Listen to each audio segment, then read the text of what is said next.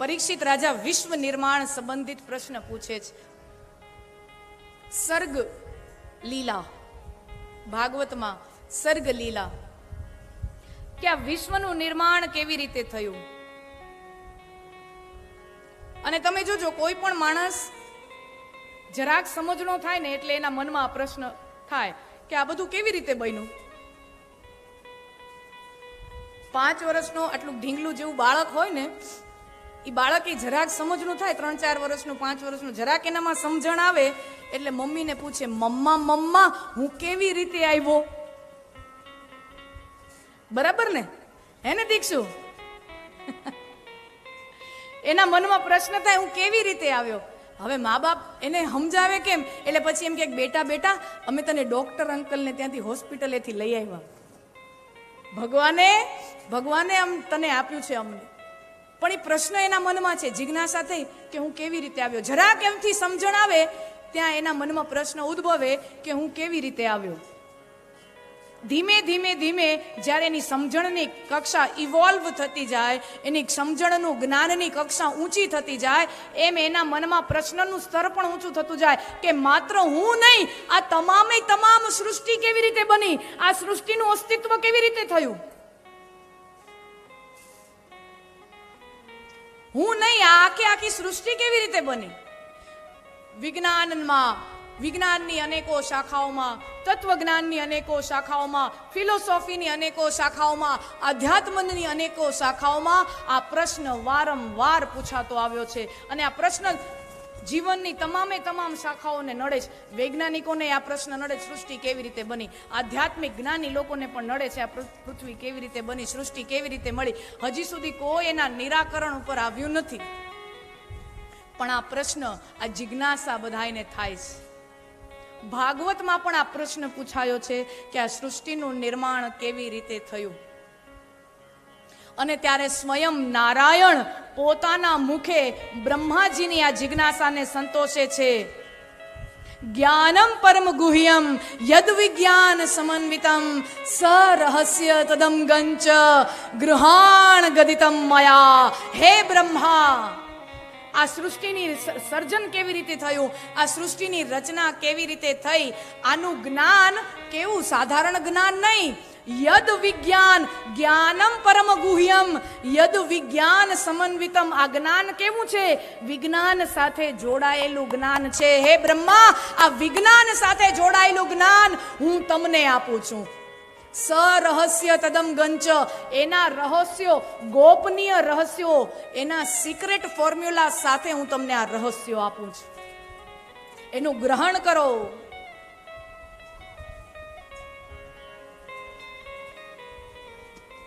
અને પછી ચતુશ્લોકી ભાગવત. મેં પહેલા પણ વાત કરી કે ભાગવત મૂળ 4 શ્લોકોની છે. એ 4 શ્લોકોમાંથી 18,000 શ્લોકોનું વિસ્તરણ વ્યાસજીએ કર્યું. મૂળ તો ભાગવત 4 જ શ્લોકોની છે. અને ખરેખર તો મૂળ આપણે ભાગવતજીનું 18,000 શ્લોકોનું અખંડ પાઠ કરીએ તો આખા દિવસમાં 23 કલાક જોઈ. બરાબર ને મહારાજ? અખંડ હો, બીજું કાંઈ તમારે ફ્રેશ થવાય નહીં જવાનું, બાથરૂમ પાણી કાંઈ નહીં, એકી શ્વાસે ખાવો પીવો કાંઈ નહીં, ક્યાંય જાઓ નહીં. એક જ કામ કરો ને તો 23 કલાક થાય અખંડ. બીજું બધું છોડીને કરો 18,000 શ્લોકોનું પઠન. એ આટલી ઝડપ એમ બોલો ને તો હા, એવો અભ્યાસ હોય ત્યારે. આપણે હનુમાન ચાલીસામાં અભ્યાસ હોય તો શ્રી ગુરુચરણ સરોજ રજની જમન સુધાર બર્ણવ રઘુવર વિનોદ જસુ સોમન બધુસ્કાર, આપણે અભ્યાસ છે હનુમાન ચાલીસાનો. જય હનુમાન જ્ઞાન ગુણ સાગર, જય કપી શક્તિ લોક ઉજાગર, રામદૂત ધામા, અંજની પુત્ર પવન સુતનામા, મહાવીર વિક્રમ બજરંગી, કુમતિ નિવાર સુમતિ કે સંગી, કંચન વિરન વિરાજ સુવેશા. અભ્યાસ છે. તો આ ગતિથી આપણે ભાગવતનો પાઠ કરીએ તો 23 કલાક એટલે એક આખો દિવસ જોઈએ. પણ આપણા મહાપુરુષો એમ કહે છે, આખા ભાગવતનો અખંડ પાઠ તો કરવો કદાચ કળિયુગી જીવો માટે શક્ય ન બને, પણ આ ભાગવતના માત્ર 4 જ શ્લોક, એનું તમે ધીમે ધીમે આરામથી પણ પઠન કરો અને 2-3 દિવસ શ્લોક ગાઓ ને એટલે ચોથે દિવસે તો તમને મોઢે થઈ જાય. હે, આ માત્ર 4 શ્લોકોનું જે પઠન અતિ શ્રદ્ધાથી કરે છે, ખૂબ જવાબદારીપૂર્વક, ખૂબ વિવેકપૂર્વક અને પ્રેમપૂર્વક, આસ્થાપૂર્વક કહું છું, આસ્થાપૂર્વક જે આ 4 શ્લોકોનું પઠન કરે છે, એની તમામે તમામ મનોકામના ભાગવત ભગવાન પૂરી કરે છે. આસ્થા જોઈએ, આસ્થાપૂર્વક જે પઠન કરે છે એની તમામે તમામ મનોકામના ભાગવત ભગવાન પૂરી કરે છે. મનમાં કોઈ એવી ઈચ્છા હોય, મનમાં કોઈ એવી ઓરતા હોય, મનમાં કાંઈક એવું સંકટ જે નડતું હોય, ઘણા સમયથી અમુક સમસ્યાઓ મૂંઝવણ થતી હોય, તો આ એક ભાગવતનું પુષ્પ હું તમને આપતી જાઉં છું. આ 4 જ શ્લોકોનું પઠન.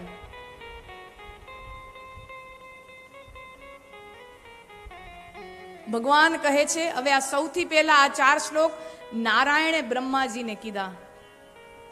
બ્રહ્માજીએ આ 4 શ્લોક સનત કુમારોને આપ્યા. સનત કુમાર બ્રહ્માજીના માનસ પુત્રો છે. બ્રહ્માજી આ 4 શ્લોક સનત કુમારોને આપ્યા. સનત કુમારોએ આ 4 શ્લોક નારદજીને આપ્યા. નારદજી પણ બ્રહ્માજીના માનસ પુત્રો છે. સનત કુમારોને નારદજી ભાઈઓ થાય.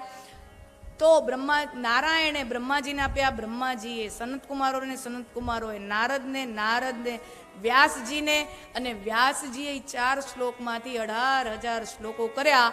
વિચાર કરો, આ સાક્ષાત ગંગા હરિના ચરણોમાં, હરિના મુખમાંથી નીકળી છે. આજે હું ને તમે આટલા હજારો વર્ષ પછી પણ સાક્ષાત નારાયણના મુખે ગવાયેલી ભાગવત કથાના સાનિધ્યમાં જોડાયેલા છીએ. Isn't it a matter of a great honor? Isn't it a matter of a great honor to be associated with such divine tradition? આવી દિવ્ય પરંપરા સાથે હું ને તમે જોડાયા છે. ક્યાંય છે નારાયણે શરૂ કરેલી આ પરંપરા, એના પરંપરામાં હું ને તમે જોડાયા છે. Such a divine tradition it is. અહમેવા સમેવાગ્રે નાન્યત યત સત સત પરમ પશ્ચાદહમ યદેતચ્ચ યો વશિષ્યેત સોસ્મ્યહમ ઋતેર્થ યત પ્રતીયેત ન પ્રતીયેત ચાત્મની. પહેલો શ્લોક, અહમેવા સમેવાગ્રે નાન્યત યત સત. ભગવાન કહે છે, આ સંસારમાં સત અસત કોઈ તત્વ નહોતું, ત્યારે પણ હું તો હતો જ. ત્યારે પણ હું તો હતો જ.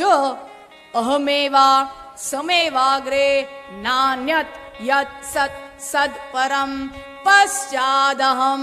અને પશ્ચાદહમ એટલે આ સૃષ્ટિમાં પછી કાંઈ બાકી નહીં રહે. આ સૃષ્ટિનો જ્યારે વિલય થઈ જશે પછી પણ જે બાકી રહે છે, યો વશિષ્યેત સોસ્મ્યહમ, એ પણ હું જ છું. જ ભાર દઈને કે છે, એ પણ હું જ છું. જ્યારે કાંઈ નહોતું ત્યારે પણ હું હતો. આ સૃષ્ટિના કણ કણમાં હું છું, અને અહીંયા કાંઈ નહીં હોય પછી પણ હું તો હઈશ જ.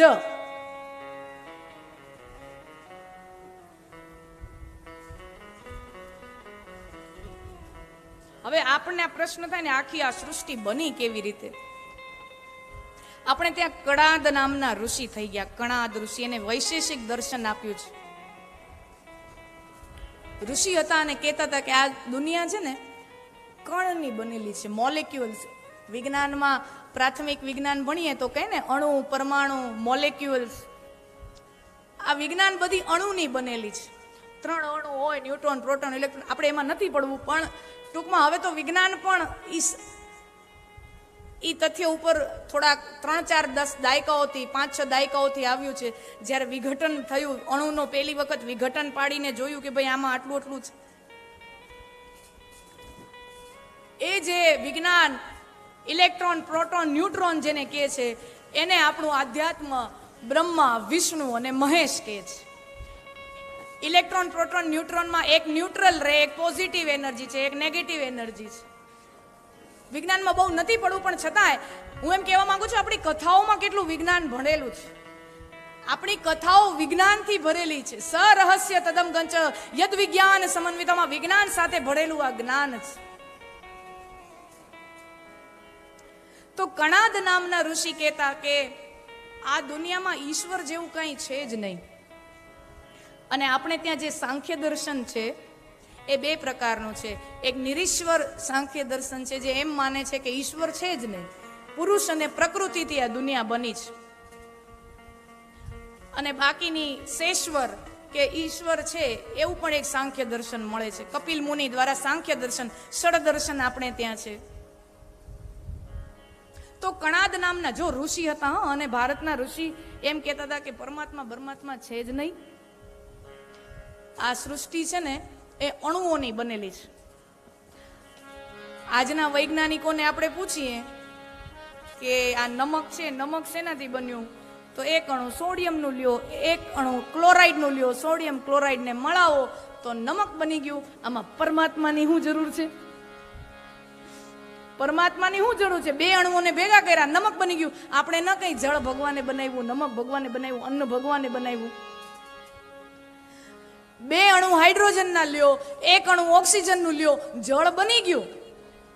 H2O જળ બની ગયું, પાણી બની ગયું. આમાં ભગવાનની જરૂરત ક્યાં છે? તો જળ એમ બની જતું હોય તો વૈજ્ઞાનિકો લેબોરેટરીમાં ન બનાવવા માંડ્યા હોત. પાણી અત્યારે વિશ્વની સમસ્યા આટલી મોટી છે, લેબોરેટરીમાં હજી પાણી બનતા નથી. લેબોરેટરી વાળા જે પાણીનું શુદ્ધિકરણ કે દરિયાના પાણીને ચોખ્ખું કરીને પીવા લાયક નદી જેવું કરી નાખે, પણ પાણીનું નિર્માણ કરી શકતા નથી. ત્યાં સુધી વિજ્ઞાન પહોંચ્યું નથી અને પહોંચી પણ ન શકે. કારણ છે, હા ચાલો આપણે એમ કહીએ કે કોઈ એક વસ્તુ છે, કોઈ પણ પદાર્થ અણુઓનો બનેલો, આમાં પણ અણુઓ હોય, અણુઓ બરોબર. તો આ કોઈ પણ બે અણુઓથી બનેલા હોય, 2, 3, 4 જે સંયોજન થતું હોય તો અણુઓનું બનેલું હોય. આપણને એમ થયું ને કે પાણી બનાવવા હાઇડ્રોજન ને ઓક્સિજન ને ભેગા કરો, અને ભગવાનની લીલા કેવી અપરંપાર છે. તમે વિચાર કરો, હાઇડ્રોજન બાળે, હાઇડ્રોજનનો ગુણધર્મ છે બાળવાનો, ઓક્સિજનનો ગુણધર્મ છે બળવાનો. એક બાળે, બીજો બળે, અને ઈ બે ભેગા થાય ને ત્યારે ઠારે. પાણીનો ગુણધર્મ ઠારવાનો છે. ભગવાનની લીલા તમે જુઓ. અચ્છા, કોઈ એમ કહે ને કે ના અણુઓની લીલા છે, આમાં ભગવાનની કાંઈ જરૂર નથી. હાઇડ્રોજન ઓક્સિજન થી પાણી બન્યું, તો હાઇડ્રોજન શેનાથી બન્યું? તો કે ઈ વળી કોક બે વસ્તુથી બન્યું. તો ઈ બે વસ્તુ શેનાથી બની? ઈ કોકનાથી બની. ઈ કોનાથી બની? ઈ હવે અમારા હાથ હવે ઉપર નથી જતા. ટૂંકમાં કહેવાનો અર્થ થાય છે કે કોઈ પણ વસ્તુ જ્યારે જે મૂળ સ્તોત્રમાંથી જે નીકળી છે, એના જે મૂળ ઓરિજિન માંથી આવી છે, એ કોઈ એક તત્વ તો હશે. એ કોઈ એક તત્વ તો હશે કે જ્યાંથી આ બધું નીકળ્યું છે. એ તત્વને જ, that very abstract idea is God. એને તમે ગમે તે નામ પુકારો, એને તમે અણુ કયો, એને તમે ઉર્જા કયો, એને તમે ઈશ્વર કયો, એને તમે ભગવાન કયો, એને તમે ગોડ કયો, તમારી મરજી, તમારે શું નામ આપવું. બાકી આ બધું સર્જન આ મૂળ એક સ્ત્રોતમાંથી નીકળ્યું છે. અહમેવા સમેવા અગ્રે નાન્યત યત સત સત પરમ. मर्जी चाहे जो नाम से पुकारो, लेकिन अंत में वहां तक पहुंचना पड़ता है. અને આખી સૃષ્ટિની ખૂબ અકળ, તમે વિચાર કરો, આખી સૃષ્ટિ બનાવી આ ચમત્કારથી ઓછું નથી. એક મકાન બનાવવું હોય ને 125 વારમાં, નાનકડું એક મકાનડું બનાવવું હોય ને, તોય કેટલા ટ્રક રેતી, કેટલા, હમણાં તમે બનાવો છો તમને ખબર છે કાકા, કેટલા ટન રેતી જોઈએ, કેટલી ઈંટો જોઈએ, કેટલું સિમેન્ટ જોઈએ, કેટલું લોખંડ જોઈએ, ત્યારે એક બંગલો બને. હે 50 વારનો, 100 વારનો, 100, 200, જે પણ જેની જે ક્ષમતા, આટલું બધું મકાન બનાવવામાં કેટલું કેટલું જોઈએ. તો જેને આવડી પૃથ્વી, આવડી સૃષ્ટિ બનાવી, આવડા હિમાલય જેવા મોટા મોટા ડુંગરો બનાવ્યા, હિમાલય જેવા પર્વતો બનાવ્યા, એને કેટલી રજમાટીના ટ્રેક્ટર ને ટ્રક જોયા હશે? એને કેટલો સિમેન્ટ જોયો હશે કે આવડા મોટા મોટા પહાડો બનાવ્યા, આવડી મોટી મોટી નદીઓ બનાવી, રો મટીરિયલ કેટલું જોયું હશે? પૃથ્વી તણો પીંડો કર્યો,